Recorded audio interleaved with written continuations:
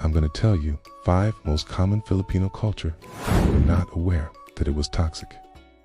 Give examples and explain each why they are toxic and how to slowly resolve them. Number 1. Being overly friendly, or what we call pakikapapatite. Hey, this is the tendency of Filipinos to be overly friendly even to strangers or people they just met. We tend to behave like we know them for a long time already. We talk about personal stuff, lend money, give out personal details, and many more. And this is very common in the province or in small communities where everyone knows each other. It's not really bad to be friendly to strangers, okay? But it can be toxic when you get too comfortable with them, okay? Despite knowing them for a very short time or even inviting them to your home without any hesitations. An example of this is when someone just met a foreigner and invite them to stay in their home for a few days or weeks without even asking their background or anything. Toxic behavior like this can be resolved by setting boundaries, getting to know them better before inviting them to your home, or not being too quick to trust strangers. 2. Too much po and opo to elders. While it is true that Filipinos are generally respectful to their elders, sometimes it can be excessive and even annoying. Using po and opo too much to the point that even your friends and peers also need to add po and opo when talking to you. Even if you're not an authority figure or a superior, it can be a bit irritating at times.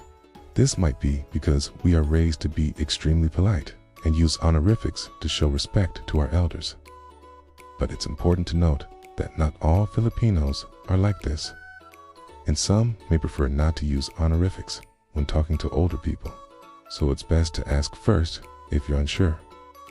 The best way to avoid this toxic behavior is to keep it natural and only use it when necessary. You can also ask others if they want you to use honorifics when talking to them or not. No. 3. Being nosy. Filipinos are known to be very curious about other people's lives, and we tend to ask a lot of questions about their personal matters. While this may be because we are generally a friendly and sociable people, it can also be toxic when we cross the line and pry into other people's business. An example of this is when we ask our coworkers about their personal problems or love life, despite them not wanting to talk about it. One way to avoid this toxic behavior is to be mindful of other people's privacy and only ask questions if it is relevant or necessary. We can also be more sensitive to their feelings and respect their boundaries if they do want to share something about themselves. Number 4. Extreme haya or shame. In Filipino culture, we are taught to be extremely polite and well-mannered. And one way we do this is by avoiding anything that would bring us shame or disgrace. For example, we might not want to speak up or defend ourselves, even if we are being treated unfairly. This can be problematic because it can lead to people taking advantage of us or our silence. It can also cause us to have low self-esteem and people-pleasing tendencies. To avoid this toxic behavior, it is important to remember that speaking up for yourself and setting boundaries is not selfish. It can actually help you build confidence and respect from others. Number 5. Too many rules. Filipino parents are known to be strict and authoritative, and this can be problematic when it becomes too controlling and stifling. When there are too many rules and restrictions, it can lead to children becoming rebellious or even resentful. They may also develop a lack of independence and decision-making skills. If you're a Filipino parent, it is important to remember that setting boundaries is different from being overly controlling. Try to focus on guiding your children and teaching them valuable lessons rather than just imposing rules and regulations. As they grow up, they will eventually make mistakes and learn from them. The best way to avoid this toxic behavior is to raise your children with love and understanding.